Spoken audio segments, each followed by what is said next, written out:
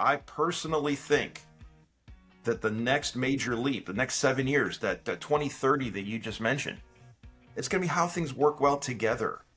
How do they become more compatible? How does the data work across different departmental silos so that I can answer the question at the right time to make my customer happier? Yeah. That's the big trick, and I think that's where innovation is going to be. It's all about how does the whole become greater than the sum of the parts. Thanks so much for joining on another episode of The Never Ending Climb for a stronger supply chain and procurement for companies running SAP. Today, we have the pleasure of Bob Sakalas joining us. Hey, Sean. Bob, thanks so much for joining. Bob, you've got decades of experience in helping take otherwise piles of data and turning those into actionable insights. And you are an innovation strategist with SAP. So you get the privilege to go and help organizations divine the future and make the most of it, even though it's an uncertain kind of path. Can you share with us a little bit more about what does 2030 look like for you? Well, Sean, I mean, there's no doubt about it. Predicting the future is shockingly difficult. If it was easy, we'd all be on Wall Street predicting the stock price of something next year and we'd be right and we'd be retired and we'd be on the beach, right? But the future is just tricky, and if I think back, it seems like yesterday, I was a kid, I was watching the Jetsons, right? And that's a lot of years ago. And if we had to take any bets back then, lots of people thought we'd be in flying cars by now. Let alone having Rosie cleaning our house and everything else. But things don't work out the way we thought. I mean, did you watch the Jetsons, by the way? I of course really appreciated the robot Rosie and how she had a little bit of cheekiness and would be there and just take care of things. And I also look forward to having a robot Rosie in our And life. right now, my Roomba gets stuck in the corner and it won't come out. So I mean, it's not pretty, right? Yeah. So figuring out the future is something that we spend a lot of energy thinking about, and I think that 90% of what we predict doesn't happen quite as fast as we thought it was going to happen. And you gotta balance this against the fact that technology, the raw processing power, the storage, all that stuff, the bandwidth, all that's growing at an exponential rate. Gordon Moore was absolutely right. I mean, he was famous for this, and he just passed away this year, by the way. Um, but transistors are going to double about every 18 months, and we've seen that play out for a very long time. The processing power has suddenly given way to things like AI. All these Chat GPT models wouldn't be possible if the processing power didn't get us to here. But right now, you can ask a very simple question of Chat GPT and it gets it wrong. And so, even though all these components are moving very quickly, the future itself, how everything works well together, is kind of a tricky thing.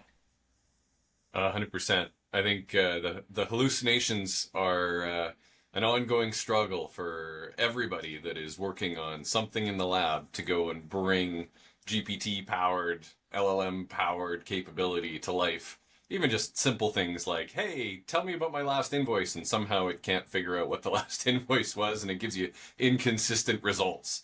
A perfect example I have for you. Let's say you're driving your car. There's now an app that shows you the traffic.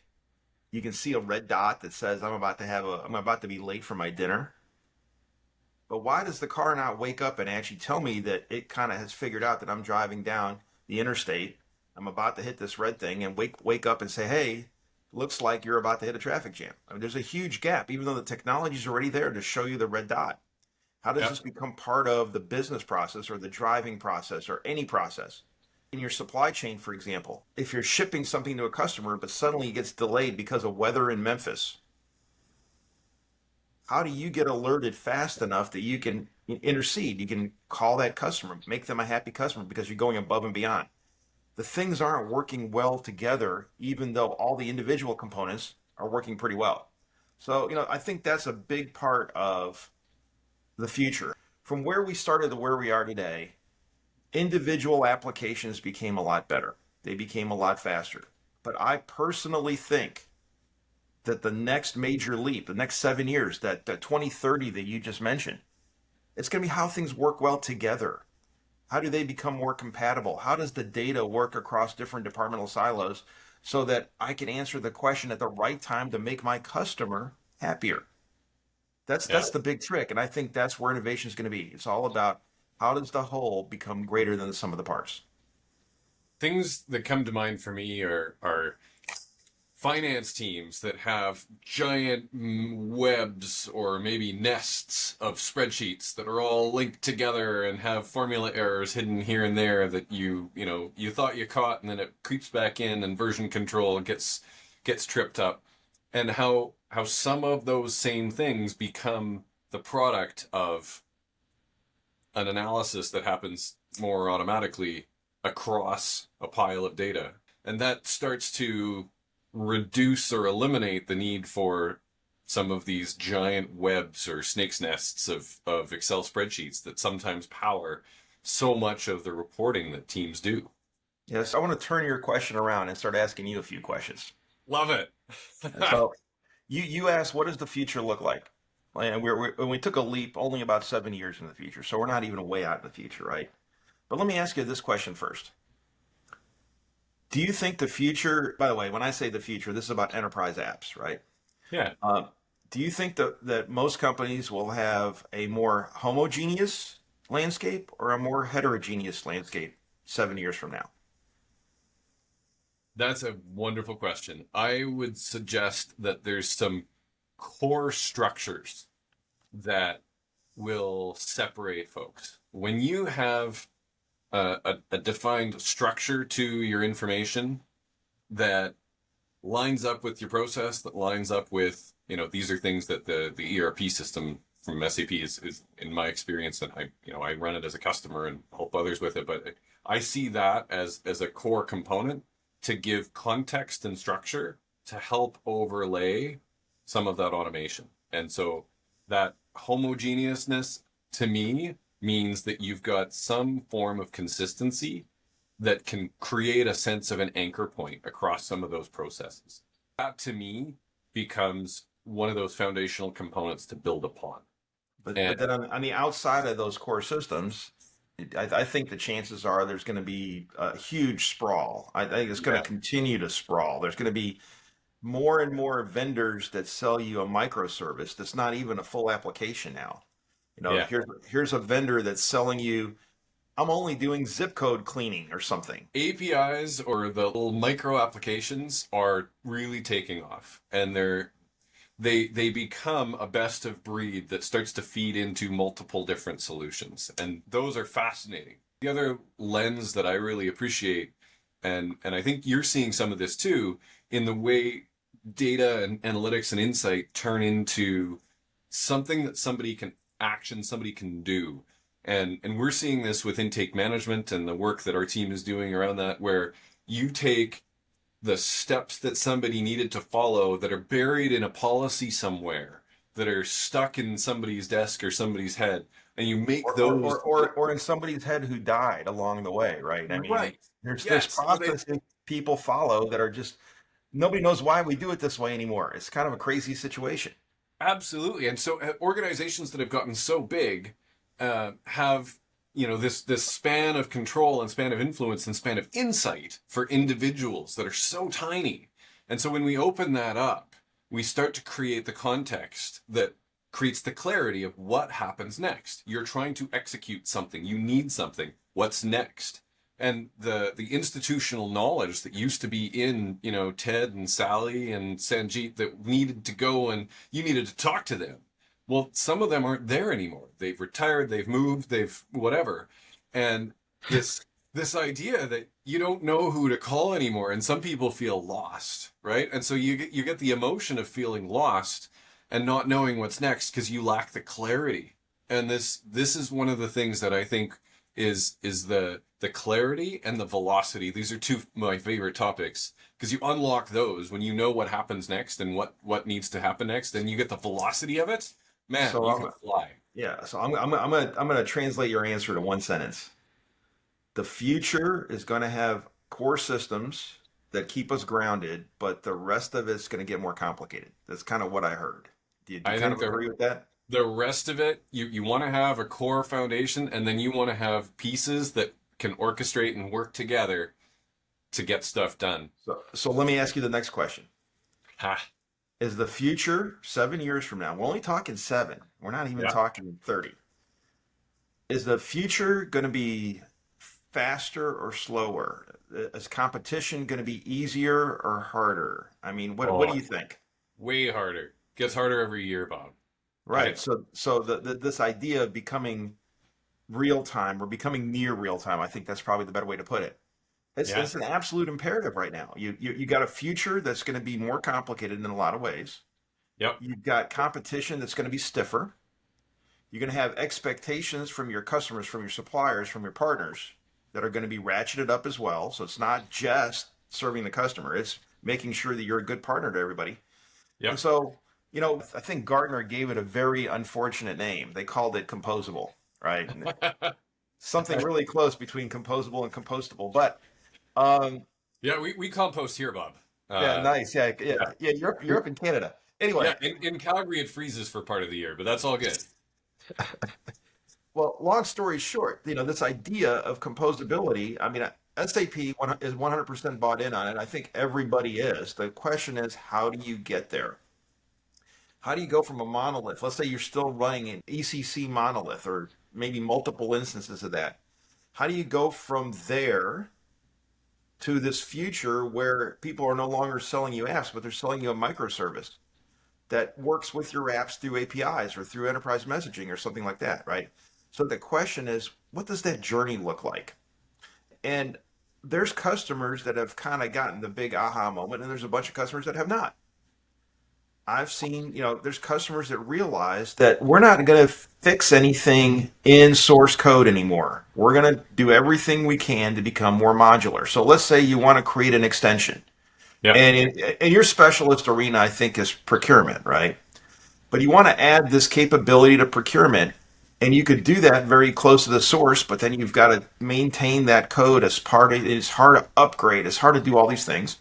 Or Yep. you can create it with an API, with enterprise messaging, perhaps, depending on those two can be used for different scenarios, right?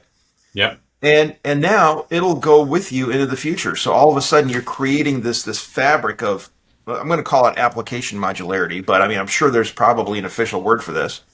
But that is crucial. You're going to have, in essence, if you do it that way, you're going to have no regrets projects. If you create something modular today, even if you're not ready for where 2030 is going to be, you're not going to have to rewrite that again. And I'm sorry, there's no new app smell to rewriting the same app you already have. Oh, no, there's none. And None it's at the all. most frustrating waste, right? There's something that the business needs or got used to, and then you have some sort of a technical move or a technical upgrade that necessitates updating it or worse, rewriting it. And it's pretty frustrating when you end up recreating exactly what you had before instead of the opportunity to reimagine it a little bit. Those Yeah, are, or yeah, you waste so much time, and then what happens? The C-suite officers come in and say, "What have you guys in IT been doing?" And well, I just recreated the same thing I created 4 years ago, sir. That's not a good answer. Nobody likes that answer, right? no. And so, I think you went to Sapphire this year. One of the things that SAP talked a lot about is how do you become future proof? Yep. That was a theme, to me, the word future proof and the word modular extension, modular integration, modular development are hand in hand. The more modular you can become, I mean, I hate to say it, I think the big picture future is pretty clear. 2030 is pretty clear if you start thinking about what's it going to be like. It's going to be faster, it's going to be harder, it's going to be more complex. Mm-hmm. It's going to be modular. Yep. There's nothing preventing any company, any SAP customer from today, no matter what your situation is. I mean, even if you're on R3, you can become more modular with your projects right now because you can predict where that future is going to be. You do not want to paint yourself into a corner, right? And so, I think many of your viewers probably have heard the term business technology platform or BTP. It literally exists. It was invented, well, It was first invented to help us create more software. It was our platform. It was our internal platform so that we could deliver more products to our customers. And then Hasso, in a moment of clarity, probably drinking a lot of coffee, okay? Hasso said, why don't we package this up? Why don't we create the support around it, all the different things you need to go to market? But let's take our internal best engineering, our best practices, everything that we bundle up. We called it the Business Technology Platform and start offering it to our customers. So when our customers start developing in a modular sense, and of course SAP is as well, with well-defined APIs and user, all that stuff is baked in there. So all of a sudden we trudge off into the future together. So you're no longer stuck with, I'm only going to upgrade a major upgrade once every 2 years. I'm going to do a couple of patch releases. That is too slow for where the future is going to be, right? So, BTP in essence could be thought of as SAP's platform to help you get to the future. This future is composable. It's fast. It's going to be, near real time for sure, right? Nobody expects numbers that are a month old, right? And so, to that end, and I'm sure you've heard about what we're doing with Industry Cloud, but Industry Cloud is where SAP is now creating solutions that are small, that are compact, that do one very specific thing that you can then apply to your enterprise if it makes sense to you. And remember, Bob, it's not just SAP making them. SAP has recruited many partners. What an amazing point. The truth is, SAP could not exist without its partners. Whether we're talking about implementation or applications or industry cloud or all these different areas, the SAP ecosystem is ridiculously larger than SAP itself. You talked about this idea of having the stable core. And yes, that's SAP's mainstream business. And then the platform is what's enabling an innovation. And then we absolutely not only expect, we basically recruit, we do everything we can to make sure that partners are delivering the solutions that specific customers need. So for us, our platform strategy to get our partners on board is really life's blood here on making the entire thing work.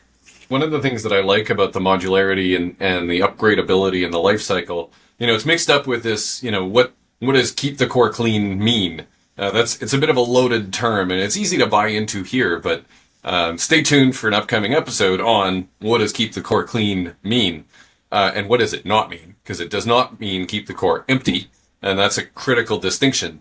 But more on that later. I think that modularity and the idea that, you're not the first company to run into this thing, that this core function of SAP that's designed to work across industries maybe doesn't do for yours. And one of the ones that we keep running into is field tickets for energy, utilities, and mining, right? That's not a solution that comes out of the box from SAP. So we keep being tapped on the shoulder to go in and help with that. And the idea that this industry-specific solution is not already out of the box is one of those reasons that Industry Cloud was born. And there's other bigger fish to fry for the engineering team at SAP. So here's something that can go and help overcome that. And it's modular, and you're not the first company to run into it. And this is, I think, the other important ingredient is the things that people run into of, hey, I wish it did this out of the box. More and more, I think there's companies finding that they're not so special and unique and different. They're not the first ones to go run into this, and they can go in and look at something like the SAP Store, Industry Cloud, and go, hey, maybe one of these will help close this gap for me. Yeah, I think the old days kind of got people thinking that everything should be in one app. But, let me ask you, Sean, do you use every feature in Microsoft Excel? Not a chance. No, nobody does, right? Think of S4 as Microsoft Excel. We wrote an application that covers, it covers many industries. You could be a CPG company, a retail company, a mining company, a chip maker. Yep. It's trying to do this base capability, but no one uses all of it. They only use part of it, right? Yeah. It was never written for ABC company or XYZ company. It was written for the mainstream of the world. What are people going to use most of? And then basically S4 and BTP go hand in hand. BTP is how you get a custom fit. It's the difference between buying a suit off the rack or getting one on Savile Row and having a bespoke fit and looking like James Bond, right? Yeah. Huge difference. And so And even all the these suit off things. the rack, you still have to hem the pants. And so many people forget that. They get so hung up on keep the core clean and going vanilla, and they forget that, if you buy a suit off the rack and you don't hem the pants, well, guess what? You're going to trip on the pants that weren't hemmed up. We have a lot of analogies between the two of us, I can tell you that. But ultimately, become modular, become more real time. You'll never regret it.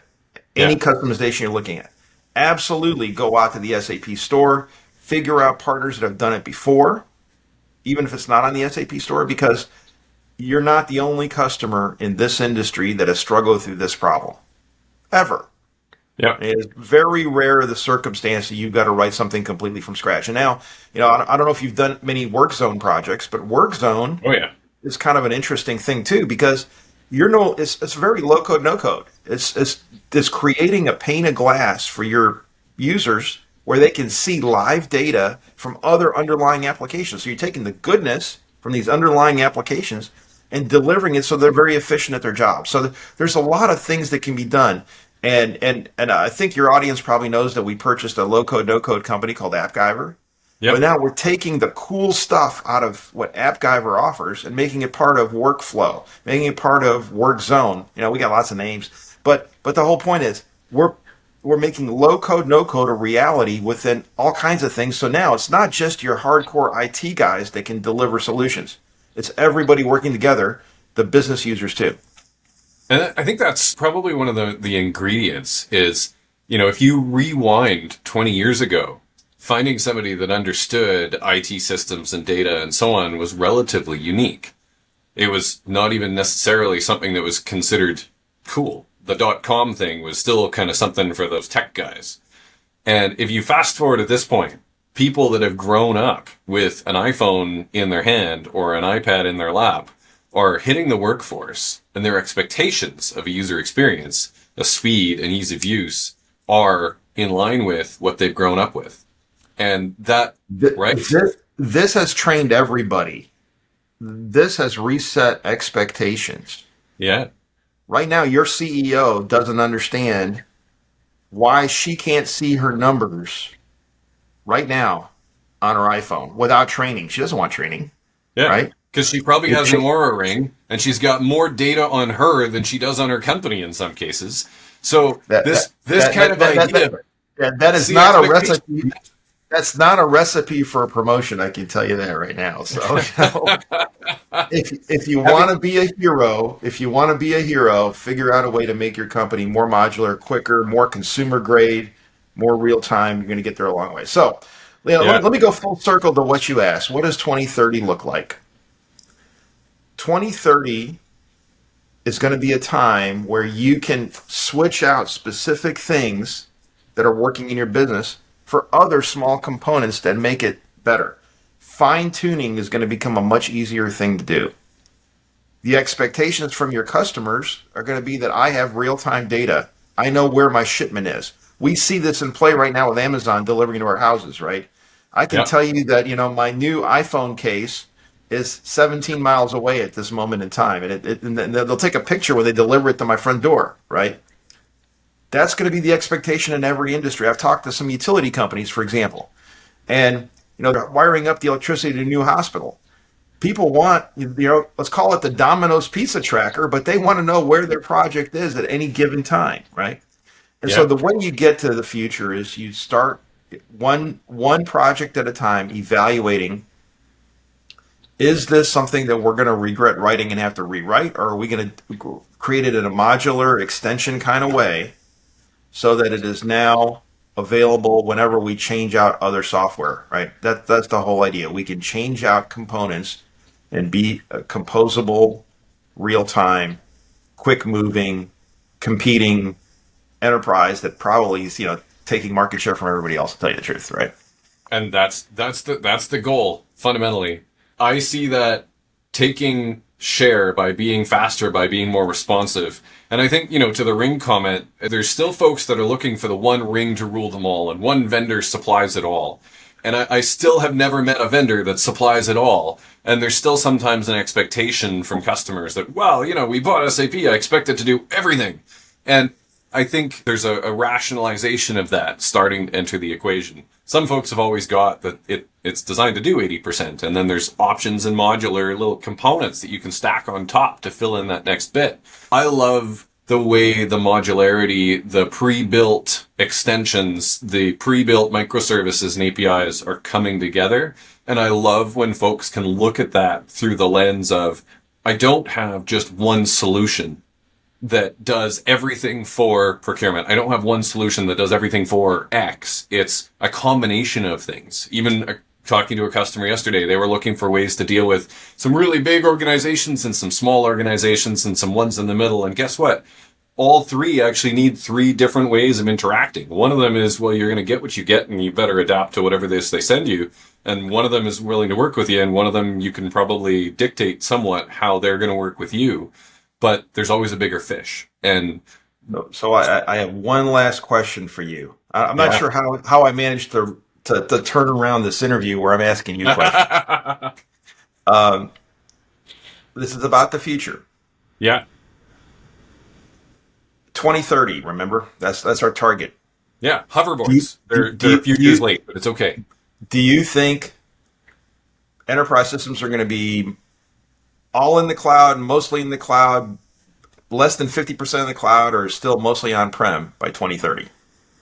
I would say the pendulum continues to swing towards, mainframe in cloud, if you will. No, More in cloud, more modular. But I think that there's the pure public cloud and then there's the private extensions. And I think that's so, probably the sweet spot. so I meet with a lot of CIOs and CTOs. I ask this question all the time.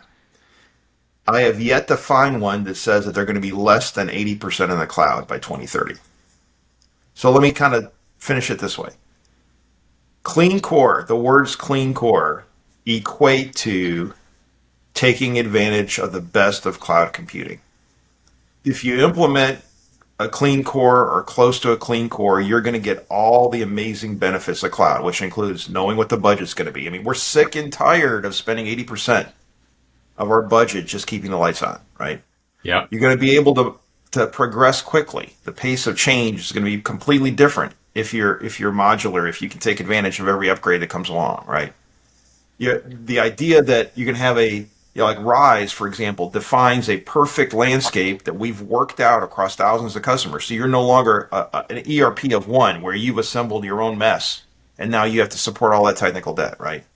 So, you know, clean core, people muck it up and they say a lot of things, but what it really means is taking advantage of cloud economics and becoming a nimble, adaptable, resilient company that's basically plugging into the cloud and getting great computing and being able to adapt to whatever the next, let's hope there's not another pandemic, but there's always another black swan, right? You want to be ready for that moment. So I hope that's the answer you were looking for when you asked that first question, but 2030 seems like not very far away as far as I'm concerned. We got to get going right now. So there you go. It's coming. Get ready. Bob, much gratitude for joining. Thanks so much for watching, everyone. Bob writes and shares with his own blog and his own components and contributions to the ecosystem. We'll link up where you can hear more of what Bob shares and learn from him. Thank you so much, and all the best. We'll see you again soon on Your Never Ending Climb.